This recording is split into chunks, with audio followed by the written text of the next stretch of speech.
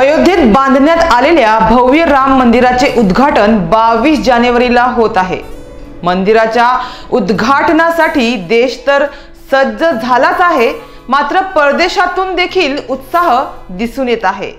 राम मंदिर प्रतिष्ठापना कार्यक्रमाच्या पार्श्वभूमीवर देशातील काही राज्यांनी सुट्टी घोषित केली आहे। तर आता मॉरिशस सरकारनं या कार्यक्रमासाठी एक मोठा निर्णय घेतला आहे।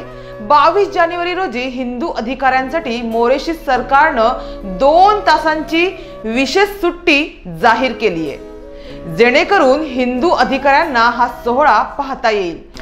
मॉरिशसचे पंतप्रधान प्रविंद कुमार जगन्नाथ यांच्या नेतृत्वाखाली मॉरिशस मंत्रिमंडळानं ही घोषणा केली आहे। हिंदूंसाठी ही एक ऐतिहासिक घटना आहे, कारण ती प्रभू श्रीरामाच्या पुनरागमनाचे प्रतीक आहे।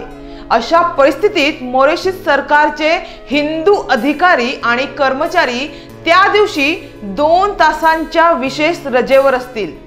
भावना आणि परंपरांचा आदर करण्याचा हा छोटासा प्रयत्न असल्याचं मॉरिशसचे पंतप्रधान प्रविंद जगन्नाथ यांनी सांगितलं।